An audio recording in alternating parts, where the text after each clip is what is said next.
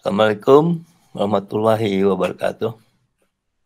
Waalaikumsalam Waalaikumsalam warahmatullahi wabarakatuh.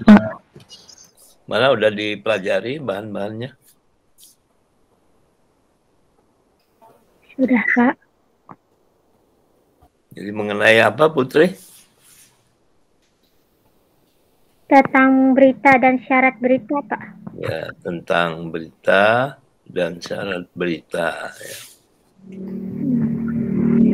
Apa itu berita, Pandra? Iya, Pak. Apa itu berita? Informasi, Pak. Baca Dari aja ya. sewaktu.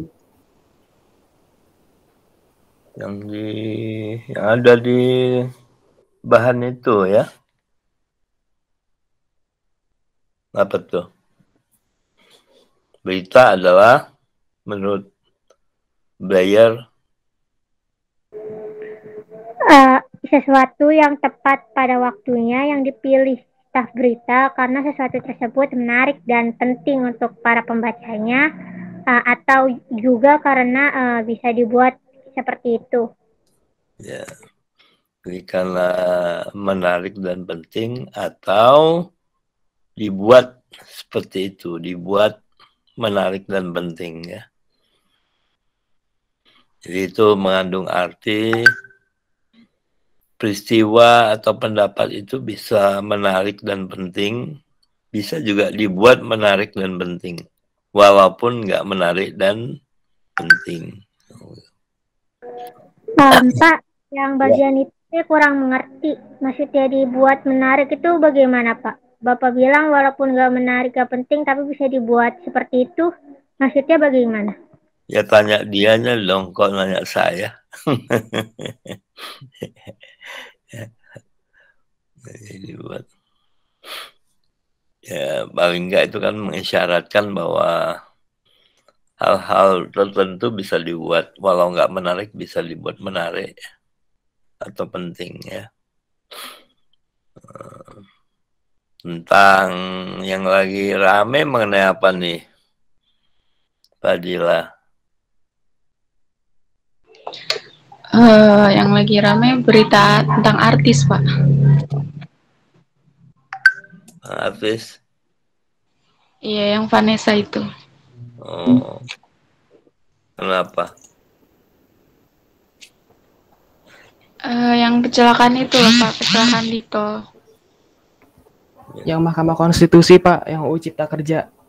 Oh. Itu juga rame ya. Arteria Dahlan Pak rame, Pak. Syarat ya, dibatalkan tapi apa? Asal selama 2 tahun, nanti ada waktu 2 tahun diperbaiki. Dibatalin aja ya, bikin undang-undang kayak begitu ya. Iya, Pak. Jadi, membuat ketidakpastian hukum. Ya. Jadi Mahkamah Konstitusi membuat ketidakpastian hukum. Ya. Nah, itu ramai juga ya ditanggapi ya. Mengenai Vanessa, ya, juga ramai. Padahal udah berapa ya? Udah 3 minggu ya. Hampir sebulan. Tapi yang penting harus kalian, kalau kita lihat definisi dari siapa tadi? Dari siapa? Putri? Ya, kenapa, Pak? Maaf. Putus-putus tadi. Definisi dari siapa itu? William, Pak. Ya, William ya. Maksudnya Willard G. Blair. Ya, Bukan William. Willard. Willard G. Blair. Ya. Jadi berita itu yang dipilih redaksi ya, yang diseleksi oleh redaksi. Jadi ada proses seleksi di situ ya. Ada gatekeeper ya. Ada petugas yang memilihnya. Ya, itu dimaksudkan memilih mana yang penting, mana yang tidak penting, mana yang menarik, mana yang tidak menarik. terus mana yang melanggar hukum atau juga yang tidak melanggar hukum, mana yang melanggar kode etik. Ya, jadi ada hukum, kode etik, dan yang ketiga itu masalah bahasa ya. Jadi bahasanya juga ada seleksi, diperbaiki atau tulisannya ditunda ya. Jadi ada proses seleksi di situ dari redaksi. Minum dulu ya. Nggak boleh minum. Dosen minum nggak boleh dilihat ya.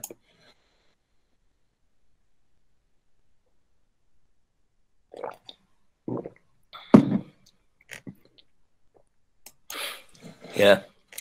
Pendapat yang kedua dari siapa?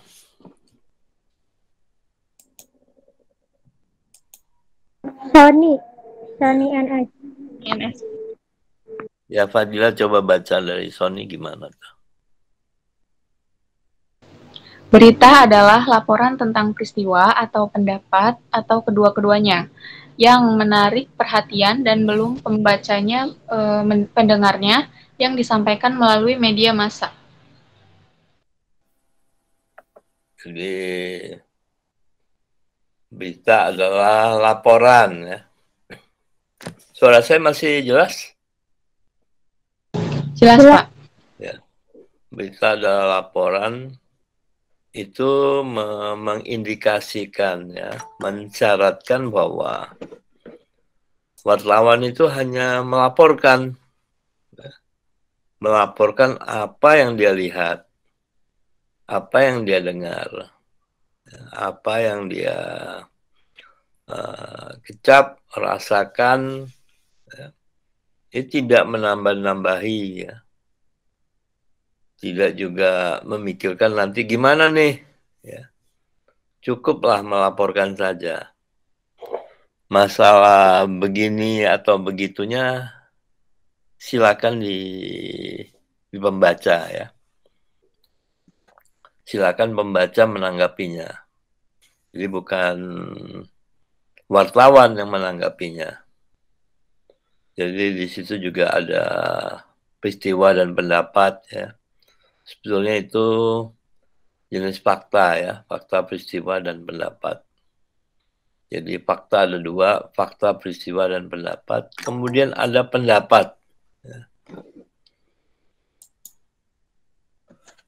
Tentunya yang menarik masalah media massa ya, masalah media massa. Yang dimaksud media massa, kebetulan dulu saya adalah asisten dari Pak Soninya ya. Jadi kebetulan saya dulu diminta juga membantu Pak Sony. Jadi beliau itu almarhum ya. Almarhum itu dosen saya ya. Jadi memang di situ dijelaskan juga bahwa media massa itu adalah surat kabar ya. Kemudian radio, kemudian televisi, kemudian film. Kemudian, nah dulu belum ada internet ya. Jadi, ada juga internet sekarang ya. Kemudian internet ini macam-macam juga sekarang ya. Mulai dari Facebook, media sosial ya. Kemudian Instagram. Kemudian juga ada yang lagi viral sekarang itu media ini TikTok ya. TikTok. Apakah TikTok media massa, Facebook media massa? Iya ya. Cuman Sony mungkin lupa ya. Yang dimaksudkan dengan jurnalistik itu ya media massa periodik. Jadi media massa yang teratur penerbitannya buat majalah, surat kabar, teratur penyampaian waktu penyampaian dari isinya itu ya, baik di radio maupun televisi. Apakah sehari, pagi, sore, ataukah per jam ya, untuk internet ya. Untuk radio, berita ya, news. Lalu apakah TikTok itu teratur? Ya, tidak ya. TikTok itu tidak teratur. Demikian juga Facebook, YouTube yang mungkin mulai teratur ya. Jadi kalau dalam beberapa berita ada juga YouTube yang memang lebih teratur. Walaupun dia bukan media mainstream, pengelolanya bisa mengatur waktu tayangnya ya. Nah kalau itu terjadi, kemudian ada redaksi, maka kita bisa mengatakan itu ada kegiatan jurnalistik di situ. Jadi saudara sekalian, itu menunjukkan apa itu berita. Dan tentu kita juga memahami bahwa banyak juga anak TGP itu sekarang tidak bekerja di media massa, tidak bekerja di media massa ya. Tidak bekerja di perusahaan media. Tapi ada juga yang di Telkom, di PT-PT, perusahaan-perusahaan yang punya website. Ya. Tapi selama dia mengelola website itu dengan baik ya, sebagai media massa, kemudian update-nya teratur, ada proses seleksinya, maka itu sudah ada kegiatan jurnalistik di sana. Dan itu bisa disebut sebagai berita ya. Itu sedikit tambahan saya ya mengenai berita. Silakan yang lain kalau ada pertanyaan. Ya. Bapak, media massa website itu termasuk media massa periodik kan Pak? Kayak contohnya kompas.com. Iya, selama dia menyampaikannya secara teratur ya. Nah, misalnya kalau koran Kompas Pagi ya, terbit pagi ya. Jangan Kompas Pagi terbit sore ya. Pusing nanti orang ya.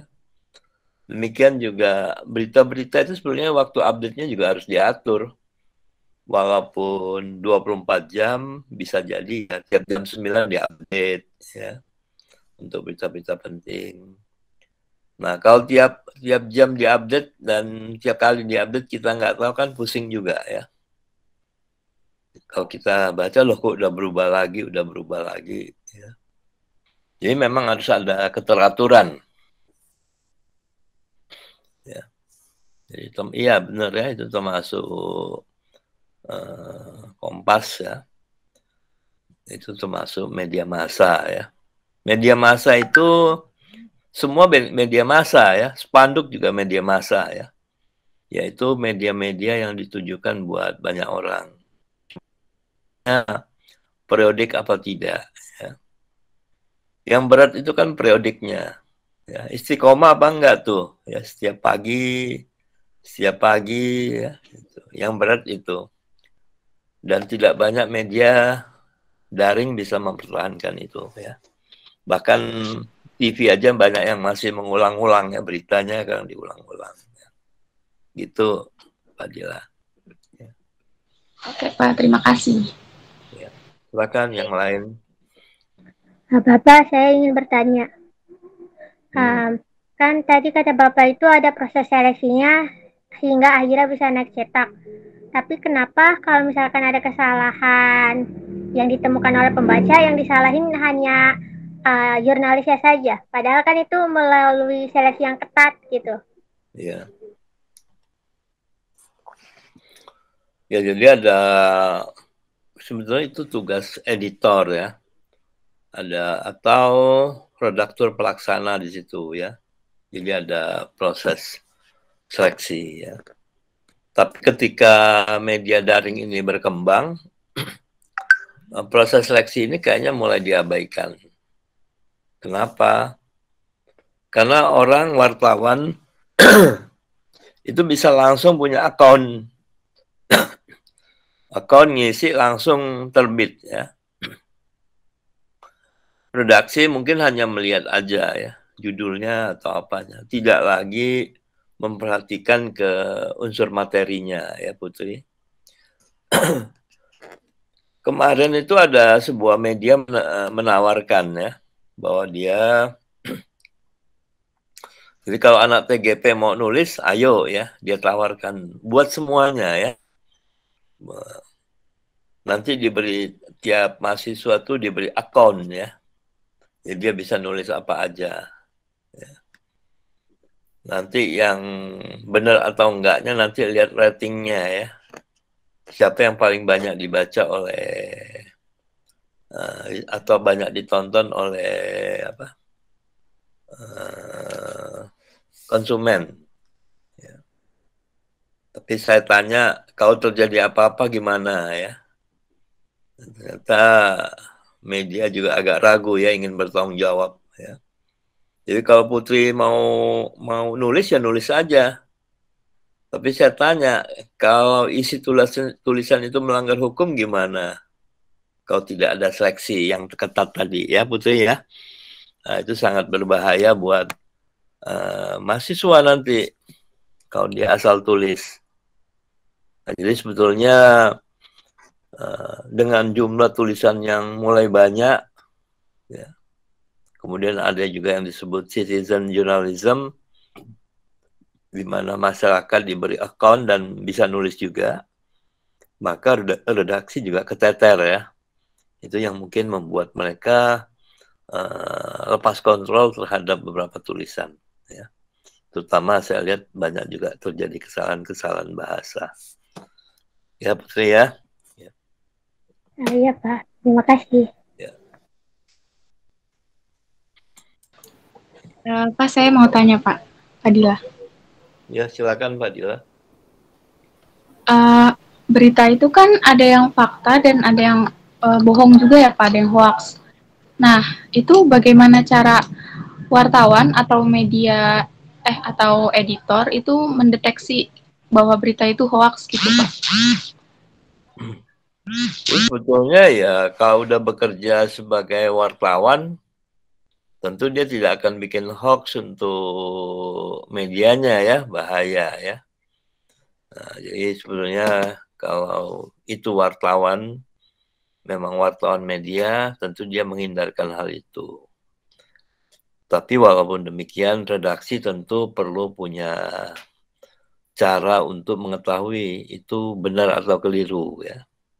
Karena itu biasanya setiap redaksi kalau menerima berita, apalagi berita-berita penting, dia akan melakukan check and recheck, ya Fadila. Karena itu yang menjadi redaksi biasanya redaktur itu punya link yang luar biasa banyak ya. Jadi karena itu kalau mau jadi editor, redaktur pelaksana atau pemimpin redaksi, dia punya link ya. Jadi dia punya link ke presiden, ke staf presiden, ke Menko Polhukam, ya, Menko Polhukam, ya. Sehingga kalau ada berita-berita penting dia tinggal telepon, ya. Jadi, karena itu Pemret itu harus betul-betul punya jaringan yang luas. Ya. Sehingga kalau ada berita yang berbahaya, yang penting dia akan cek dulu ke semua lini, baru dia muat. Ya. Itu. Kalau Anda tes jadi wartawan utama atau wartawan media di Dewan Pers ya mungkin begitu ya kalau nggak salah ya. Anda disuruh minta nelpon ya. Silakan telepon sekarang salah satu dari sumber Anda ya. Itu. Demikian Fadila ya, check and recheck ya. Gitu. Apakah seorang jurnalis itu punya link yang luas ya Pak? Terus bagaimana kalau mereka yang tidak punya link yang luas gitu? Artinya jurnalis itu tuh pergaulannya kurang gitu Pak? Ya pasti bukan jurnalis lah kalau nggak pernah nulis berita ya. Jadi setiap Anda wawancara orang selalu minta kontaknya ya. Jadi kalau Anda wawancara misalnya polisi di Kapolda ya, minta kontaknya ya. Kemudian kalau Anda wawancara siapa lagi, kontaknya selalu disimpan ya. Di situ pentingnya jurnalis itu memiliki relasi yang baik dengan narasumber ya. Kemarin juga ya ada yang rame kemarin itu kasus apa ya? Nirina Zubir ya. Dia diwawancarai oleh TV One ya. Dia marah ya. Ternyata TV One udah menyiapkan lawannya di studio ya kalau nggak salah ya. Jadi dia diwawancara, diundang, tapi TV One menurut Nirina Zubir itu tidak memberitahu dia bahwa di situ ada juga pengacara lawannya ya. Itu. Dan banyak juga artis-artis, politikus sekarang lebih senang itu diwawancarai oleh Deddy Corbuzier ya. Itu. Deddy Corbuzier ya. Nggak mau ke media ya. Kemarin ada wartawan tanya saya, yang salah siapa ya? Yang salah media. Kenapa tidak memberi rasa aman kepada narasumber? Ya. Lalu kalau artis-artis itu hanya mau diwawancarai oleh Deddy Corbuzier secara sepihak, ya kan biasa kalau nggak salah cuman dia doang yang diwawancarai ya. Tapi lawannya tidak diwawancarai, ya kita harus berhati-hati juga sebagai penonton ya. Jadi wartawan itu kalau ada yang sedang bertentangan atau konflik, kedua pihak harus dihadirkan ya, supaya berimbang. Itu kode etiknya. Ya jadi itu. Oke Pak, terima kasih. Jadi check and recheck itu bisa juga dilakukan dengan mengkontak lawan dari yang sedang diwawancarai ya. Kalau itu masalah konflik ya. Oke. Silakan yang lain. Saya ingin bertanya Pak Vandra. Ya. Mengenai organisasi jurnalistik, nah itu bagaimana jika data-data yang didapatkan oleh Litbang itu tidak sesuai atau bertentangan dengan informasi hasil wawancara yang didapatkan oleh reporter. Nah, itu bagaimana pengolahan informasinya, Pak? Maksudnya gimana tuh? Misalnya nih, reporter udah wawancara satu topik, nah itu tapi tidak sesuai dengan Litbang, Pak, yang didapat. Nah, itu bagaimana, Pak? Litbang, saya masih bingung deh. Litbang itu punya data, terus wartawan juga wawancara gitu. Iya Pak. Data apa tuh? Yang Litbang itu sumbernya dari mana? Pokoknya data mengenai penelitian dan pengembangan ya Pak gitu. Tapi itu tuh bertentangan dengan informasi yang didapat Pak pas wawancara. Sebetulnya nggak ada masalah ya buat wartawan, karena dia hanya melaporkan. Kalau itu bertentangan cukup ditulis seperti itu, ya, sehingga nanti yang menilai itu adalah penonton, pembaca atau pendengarnya, ya. Jadi seperti itu. Jadi tidak perlu khawatir, kecuali wartawan yang pengen dapat dukungan aja ya. Pendapat-pendapat yang mendukung aja ya. Nah ini yang berbahaya, pendapat-pendapat yang bertentangan dihilangkan. Itu. Saya nyalain AC dulu panas.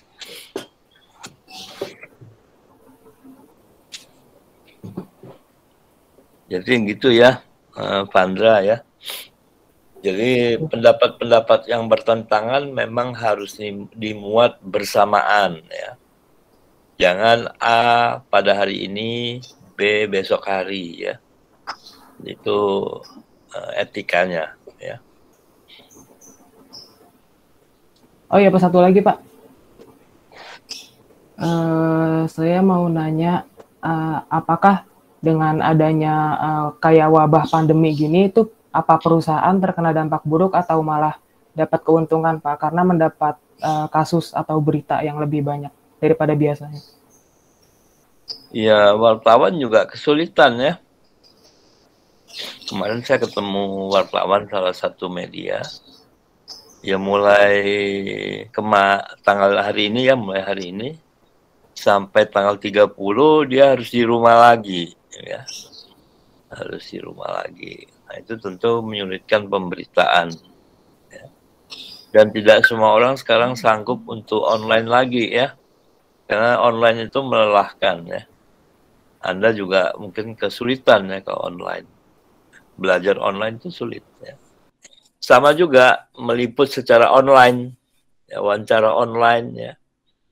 Ya bagaimanapun orang butuh ketemu ya, itu. Jadi tentu dampak dari pandemi ini ada yang dirugikan, ada juga yang diuntungkan ya, Pandra. Tapi semua orang pasti sudah belajar, termasuk pers ya, bagaimana meliput atau membuat berita secara online ya. Terima kasih. Iya Pak, terima kasih Pak.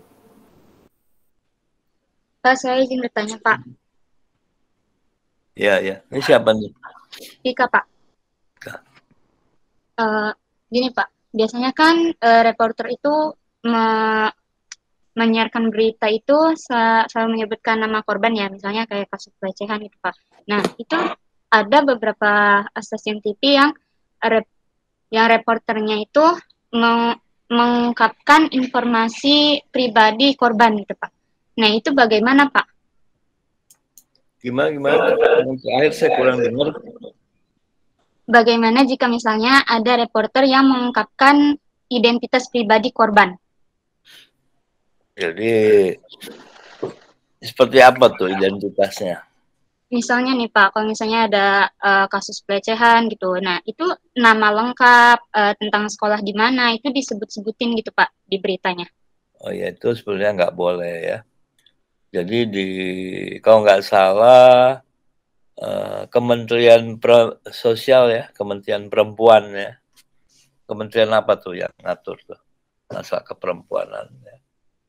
Itu sudah mengeluarkan juga ya aturan dan sudah disosialisasikan oleh Dewan Pers untuk berita-berita perkosaan, asusila itu nggak boleh disebut nama sekolahnya ya.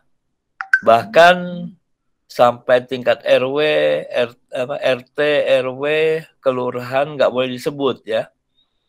Cukup kasusnya aja. Misalnya terjadi perkosaan di Pasar Minggu ya. Jadi nggak perlu disebutkan lagi kecamatannya, kelurahannya, apalagi identitasnya ya. Ika ya. Itu melanggar kode etik dan undang-undang kalau nggak salah ya. Nanti saya cek lagi undang-undang atau kode etik itu. Jadi itu dari Kementerian Sosial dan Keperempuanan kalau nggak salah. Ya. Sorry. Itu tadi dari Kementerian Pemberdayaan Perempuan dan Perlindungan Anak ya. Ya Pika ya. Iya Pak, terima kasih Pak. Dicek aja di sana ya.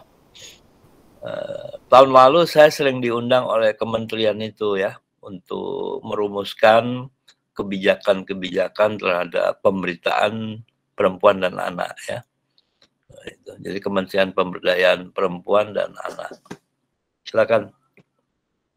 Ya, nah, Bapak bertanya ya. Lagi. Silakan. Jadi, kan salah satu syaratnya itu beritanya masih hangat gitu ya. Nah, itu ada batas waktunya nggak sih? Misalnya hanya sampai 24 jam, setelah itu sudah tidak aktual lagi beritanya. Atau selama masih dibicarakan, masih bisa diberitakan secara terus-menerus? Enggak ada batas waktu ya. Seperti kasus Vanessa itu selama ada data baru, ya itu tetap aktual ya. Jadi fakta lama selalu harus ada fakta baru ya, sehingga dia bisa diulang untuk diupdate ya. Jadi itu berita berkelanjutan itu ya Putri. Baik Pak, terima kasih banyak. Yang lainnya silakan. Saya mau nanya lagi Pak, tapi ini menyangkut penulisan berita Pak, nggak apa-apa kan Pak? Iya, nggak apa-apa. Nah, Kan dalam menulis berita itu kan kita dituntut untuk memahami kata-kata populer agar mudah dipahami oleh semua masyarakat.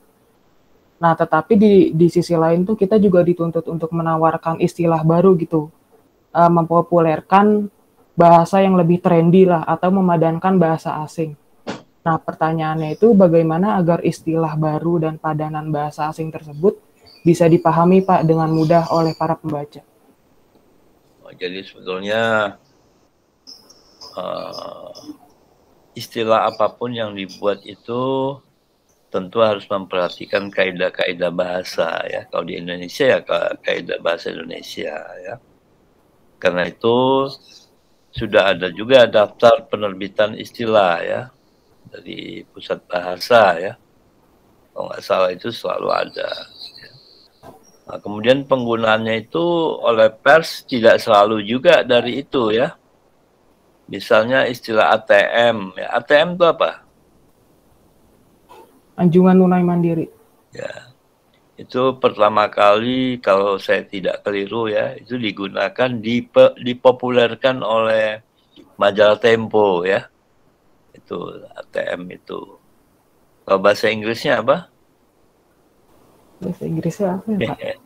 ATM juga Pak. ATM. Autocash. Autocash. Jadi banyak istilah-istilah tertentu digunakan oleh pers dan ada yang kemudian menjadi milik masyarakat, ada juga yang malah membingungkan masyarakat ya. Tapi semua itu tergantung daripada perkembangan dari masyarakat itu sendiri. Karena banyak juga kata-kata yang hilang. Ya, Vandra ya. Itu berkaitan dengan sosiologi bahasa. Misalnya kata rama-rama. Tahu rama-rama?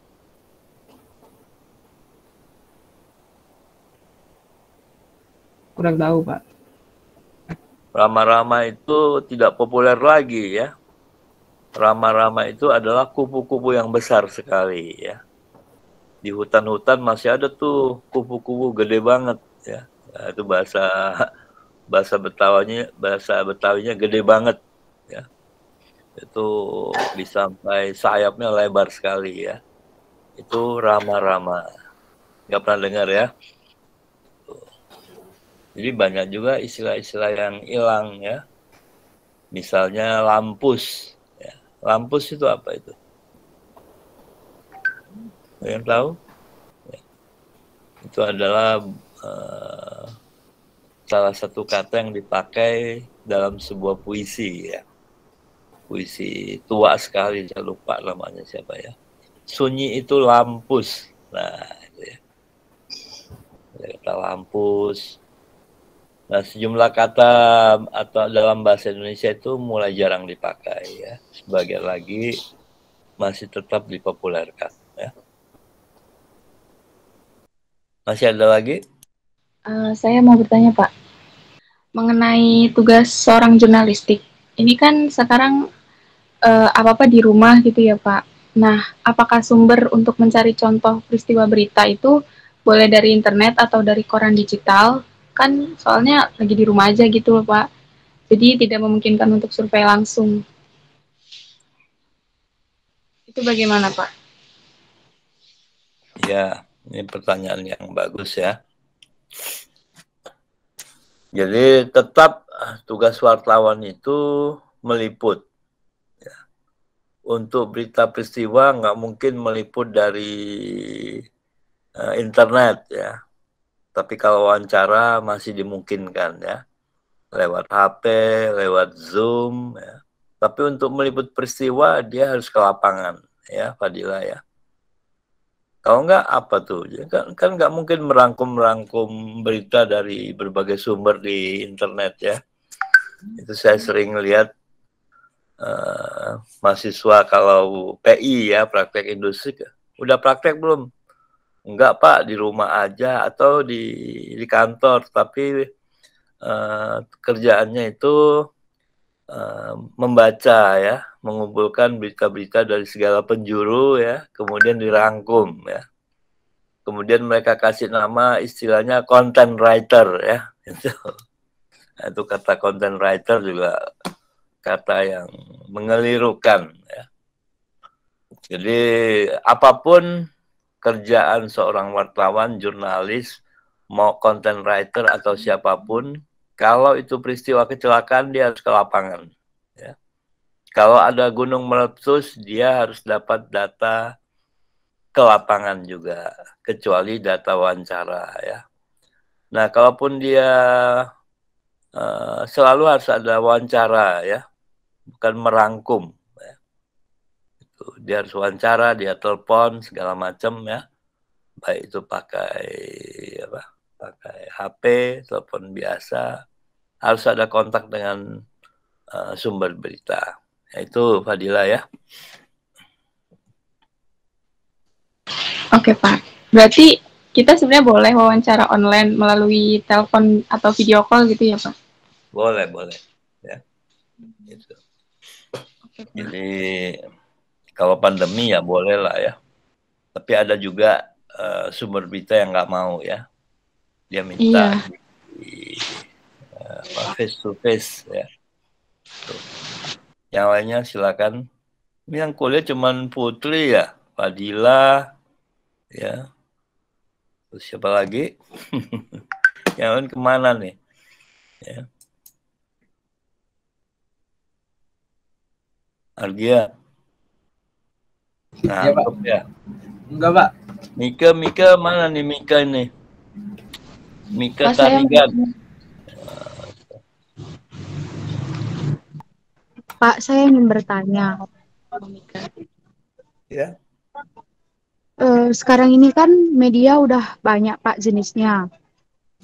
Terus media-media palsu atau media-media yang tidak benar juga sudah banyak terberita luas kepada masyarakat. Jadi kenapa masyarakat itu mudah termakan dengan berita tersebut jikalau dia bisa mencari tahu dengan berita-berita yang benar, Pak?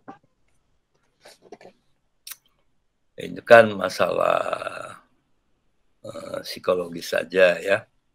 Kenapa orang suka gosip ya daripada cari yang benar? Pertama, orang memang sangat suka mendengarkan apa yang mereka pengen dengar ya, Mika ya. Anda mungkin pengen dengar sesuatu yang menyenangkan tentang pacar Anda misalnya ya. Nggak suka tuh kalau ada berita-berita yang kurang menyenangkan. Jadi itu pertama. Kita suka mendengarkan apa yang pengen kita dengarkan. Sehingga pers ini pinter ya. Dia kasih aja berita-berita yang pengen orang dengarkan itu. Bukan berita-berita yang terjadi sebagaimana adanya ya. Jadi kalau Anda lihat syarat berita ada 6 kalau nggak salah ya. Yang pertama itu benar terjadi, yang terakhir itu ada sebagaimana adanya ya. Orang tidak suka melihat sesuatu sebagaimana adanya. Karena dia pengen juga mengendalikan ya.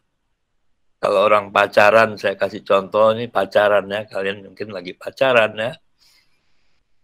Maunya begini, begitu ya, diatur ya. Jadi ada upaya mengendalikan orang lain ya. Nggak suka tuh lihat pacarnya tampil apa adanya ya. Walaupun pacarnya jelek, dibilang cantik lah ya, macam-macam ya. Kemudian juga itu sifat-sifat dasar dari manusia. Pengen mendengar apa yang dia inginkan. Karena itu surat kabar, media, segala macam, media internet, TV, memberikan cerita-cerita yang sesuai dengan harapan orang. Ya. Bahkan film pun udah disetting ya, happy ending atau sad. Ya. Kalau kamu suka film-film yang happy ending ya, akhirnya bahagia atau yang menyedihkan? Ya. Maunya yang apa, tahu sekalian? Yang Happy ending, Pak. happy Happy ending. ending, Pak. Itu film-film Korea ya, happy ending ya. Tapi ada juga sutradara yang suka mempermainkan perasaan orang ya. Ceritanya dibikin sedih terakhirnya ya, itu mempermainkan perasaan ya.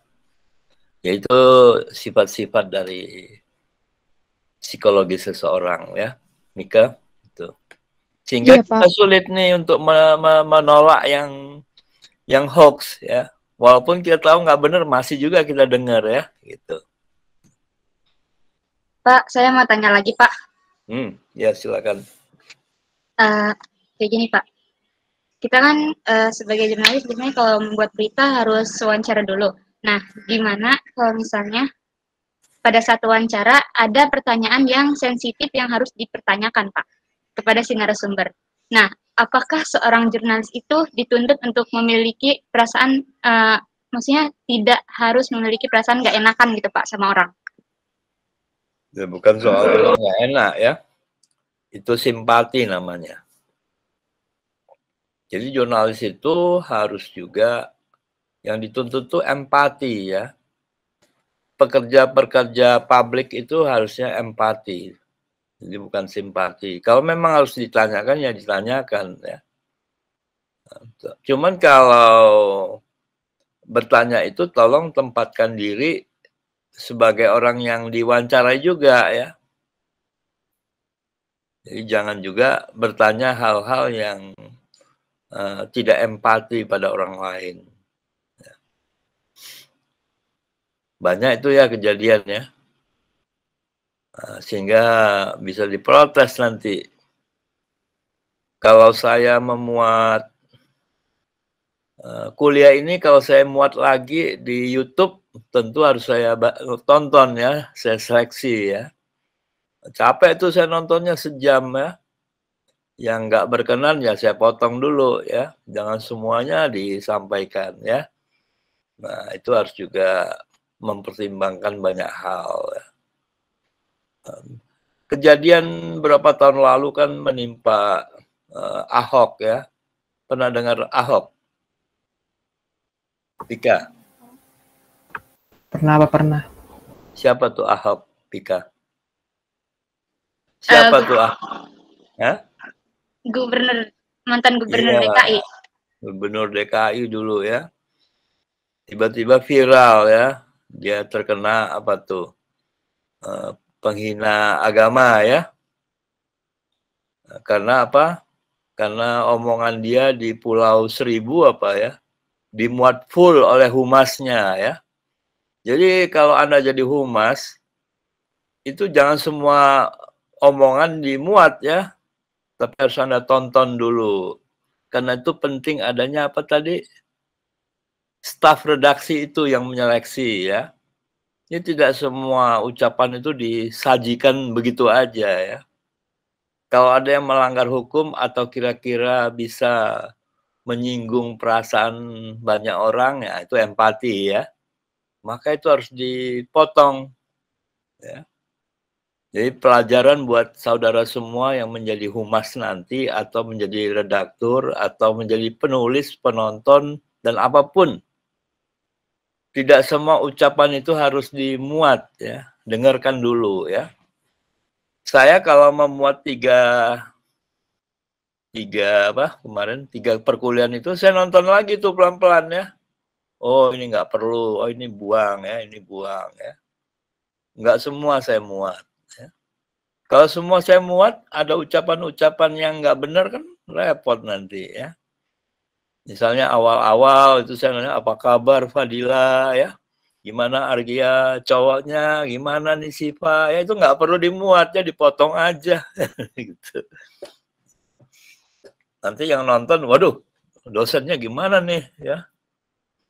Nah, tidak semua orang sama ya, tidak semua orang sama.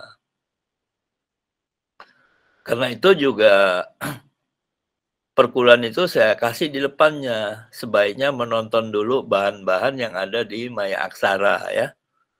Jadi, tidak semua orang langsung nonton ini ya. Nanti ada yang bilang, saya nggak ngerti tuh apa yang diomongin. Ya. Karena memang perkuliahan ini dibuat berdasarkan materi ya, Pika ya. Bagi orang yang sudah membaca bahan-bahan yang sudah saya share atau di mayaksara.com. Ya, jadi berempati ya, nggak muat aja gitu ya. Gitu. Atau kalau ada yang tadi siapa? Masalah pelecehan seksual ya.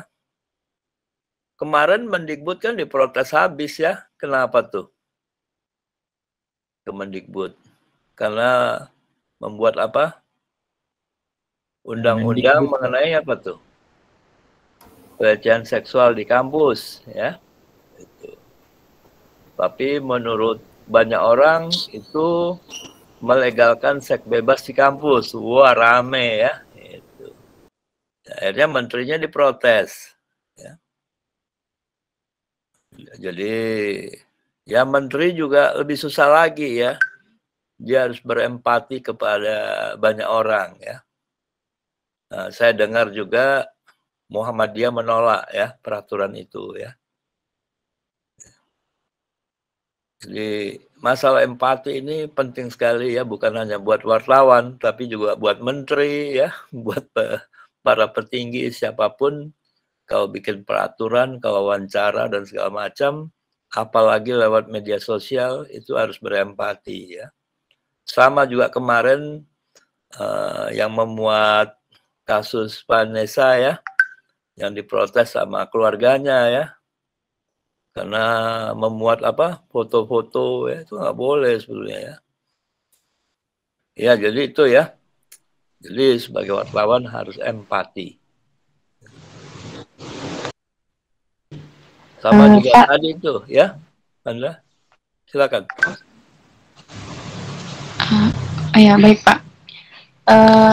Jika di suatu hari itu Pak, seorang jurnalis menemukan kesalahan dalam penulisan, sedangkan media tersebut sudah terlanjur menerbitkannya, itu bagaimana cara seorang jurnalis memperbaiki hal itu? Padahal kan sudah check and recheck, tapi kan mengingat manusia juga tidak luput gitu Pak dari kesalahan. Nah itu bagaimana Pak? Terima kasih. Jadi di kode etik itu ada 2 hak yang paling penting dipahami, yaitu pertama hak jawab. Ya. Jadi wartawan harus memuat protes atau jawaban dari pihak yang dirugikan di medianya dengan durasi yang sama. Ya, kalau wartawan itu membuat berita 10 menit tentang Argia, kalau Argia protes, maka dia punya jatah 10 menit juga dimuat di situ. Ya. Dan dia juga berhak diwajibkan minta maaf. Ya. Itu hak jawab. Ya. Jadi Pandra punya hak jawab yang harus dan wajib dimuat oleh pers. Ya. Kemudian ada hak tolak. Hak tolak ini adalah merahasiakan narasumber. Ya. Misalnya demi keamanan pelaku, keamanan dan nama baik si narasumber, ya dirahasiakan saja. Nggak apa-apa. Bahkan kalaupun dituntut sampai ke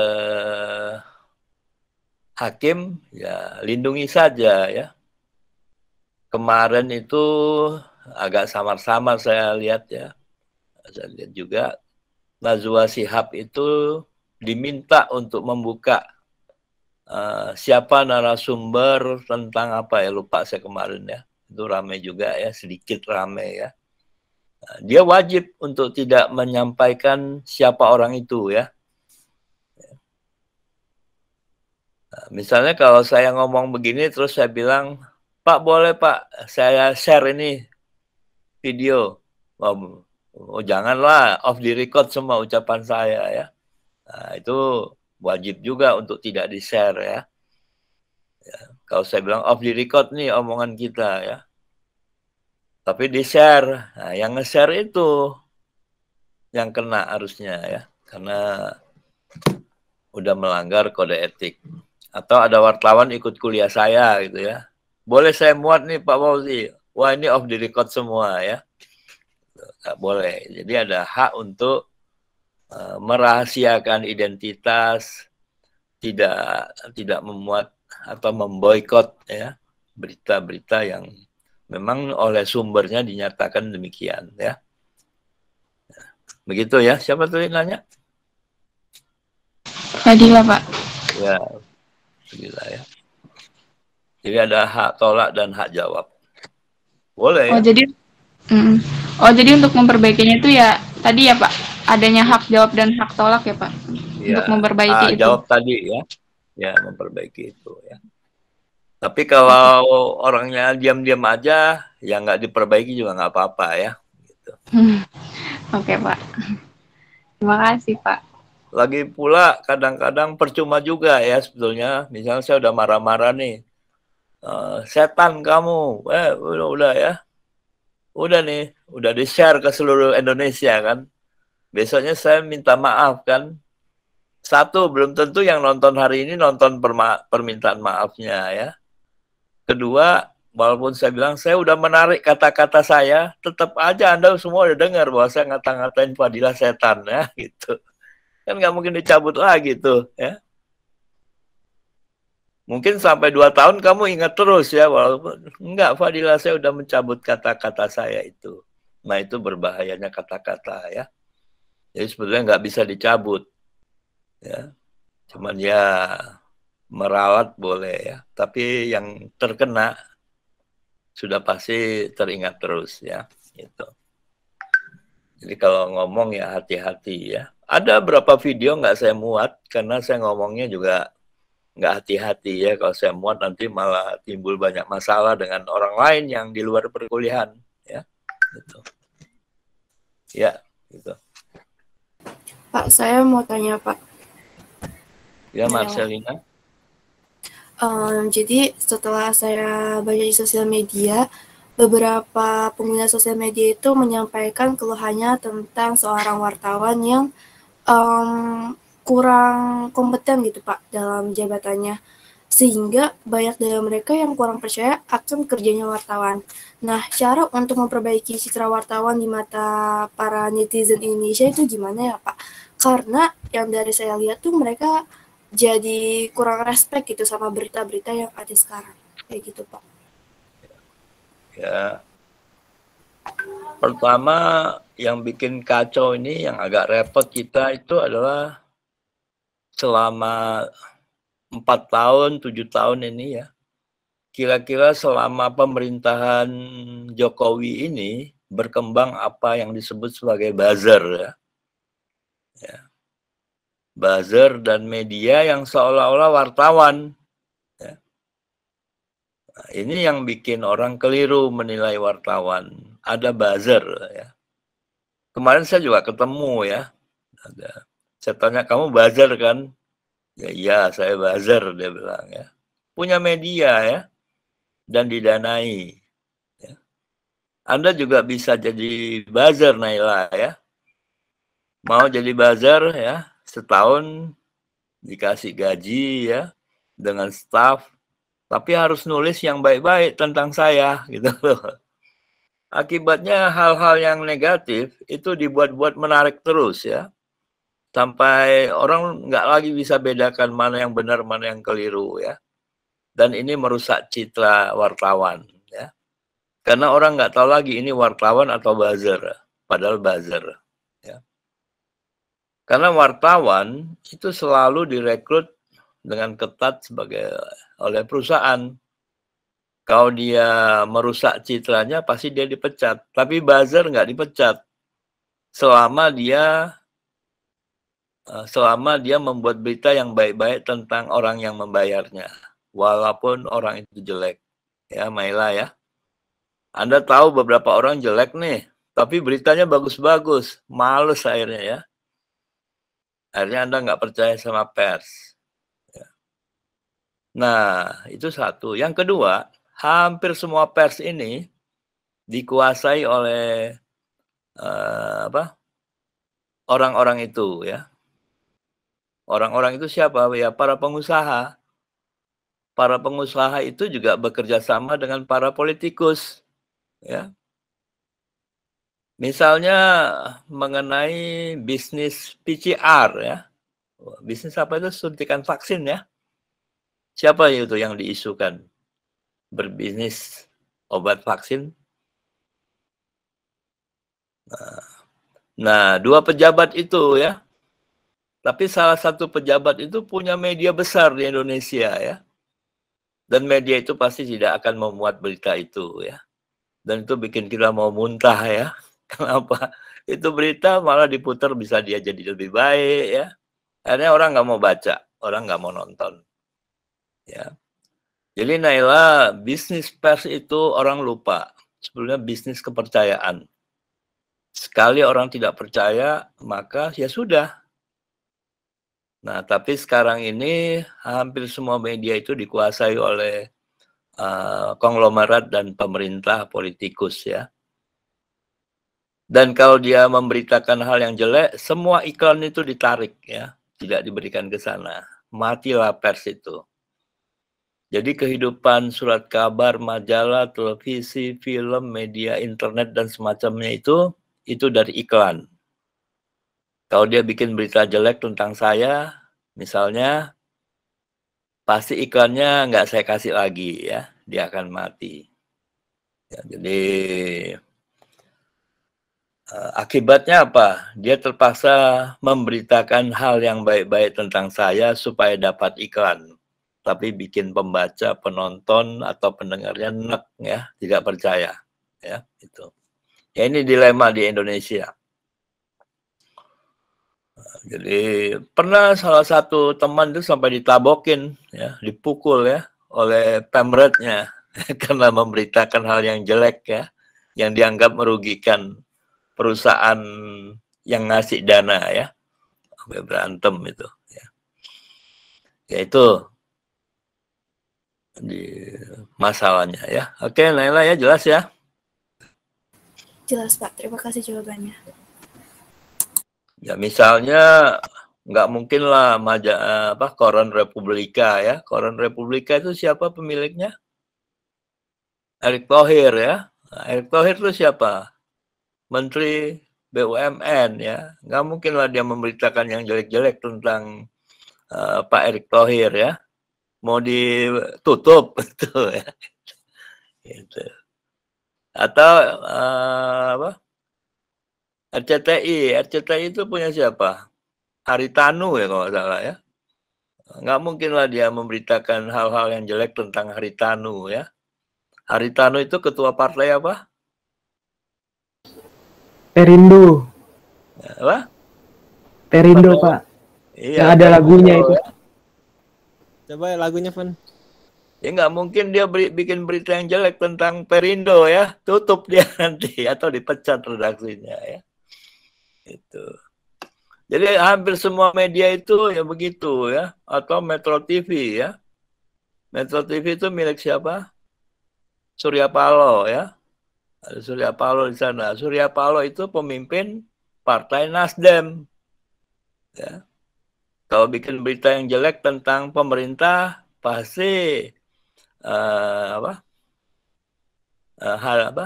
Surya Palohnya ditegur, ya. Pasti redaksinya juga ditegur. Karena Surya Paloh dan Nasdem itu adalah bagian dari pemerintah. Nggak mungkin bikin berita yang negatif tentang pemerintah, ya. Ya, Naila, ya, begitu. Akibatnya kita yang orang biasa ini seperti dianggap bodoh, ya. Dapat berita-berita yang baik-baik aja, ya. Nah, kalau kita bikin berita yang jelek, gimana tuh akibatnya, ya? Ya sudah, nggak ada iklan. Boleh nggak kita bikin media, Pak? Boleh aja, tapi nggak bisa hidup karena nggak ada iklannya, ya. Gitu.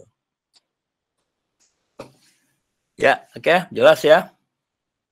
Jadi masalah politik pengusaha ikut mempengaruhi, menghancurkan kepercayaan masyarakat terhadap berita-berita yang ada di media massa, ya. Itu kesimpulannya. Silakan yang lain. Pak, saya mau nanya, Pak. Ya. Andai kata suatu saat saya menjadi pemimpin redaksi, lalu ada seorang whistleblower yang mengirimkan data-data atau dokumen rahasia berkaitan dengan sesuatu yang sangat penting untuk diketahui oleh publik, tapi tanpa nama sumber, Pak. Nah, itu apa yang saya harus lakukan, Pak? Ya jangan dimuat lah, kamu nekat, nggak ada narasumbernya.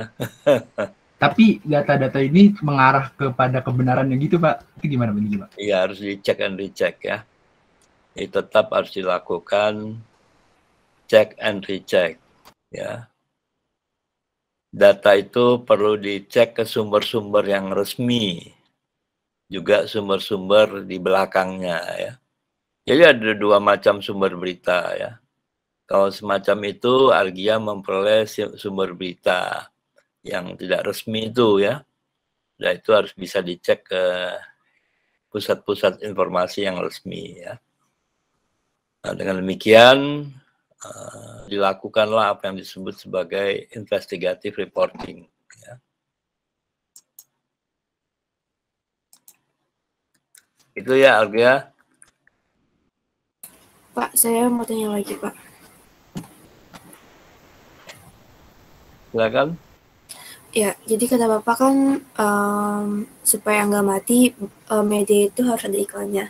Nah, tapi kan yang kata Bapak bilang itu yang baik-baik aja. Nah, gimana kalau pers itu kayak udah nggak dipercaya sama masyarakat lagi? Apakah pers itu bakal mundur atau gimana, Pak? Gimana? Bentar ya. Ini saya lagi cari filmnya, mungkin bagus buat kalian tonton ya. Ada satu film Al Pacino ya, yang bisa dipakai, bisa ditonton oleh siapa tadi yang nanya? Argia ya. Ayo Pak, apa Pak judulnya Pak? Lagi cari, ntar saya. Ya. Itu film panjang itu filmnya. Ya. Panjang. Filmnya panjang banget. Tokohnya Al Pacino itu cerita wartawan yang memperoleh ya yang seperti itu tadi ya Argia ya.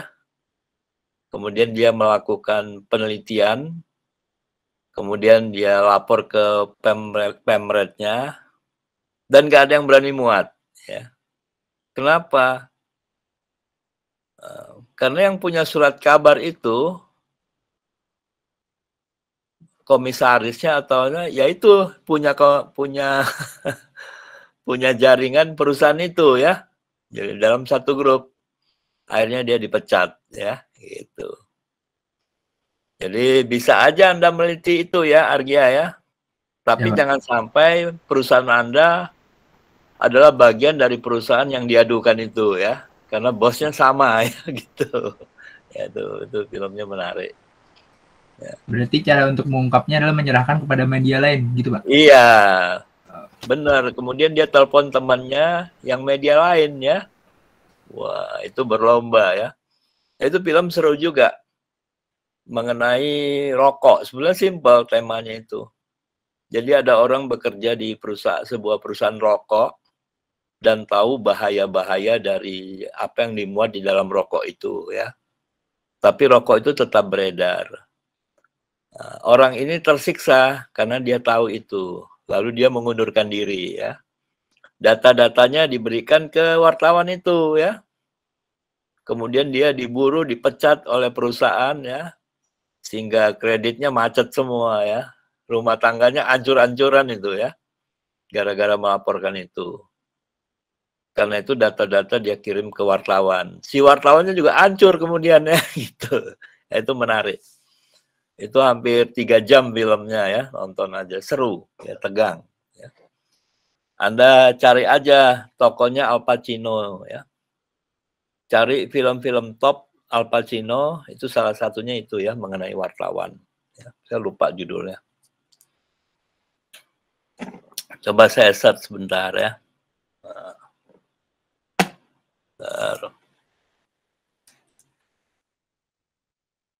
Insider ya Pak? Iya betul, Insider betul. Oh, ya, Insider betul. Ya. Udah nonton kamu? Belum Pak. Saya nonton film jurnalis paling yang baru-baru dong Pak, The Post gitu-gitu. In Gimana? Spotlight. Saya nonton film-film jurnalis yang baru-baru doang, Pak. Yang lama nggak pernah, Pak.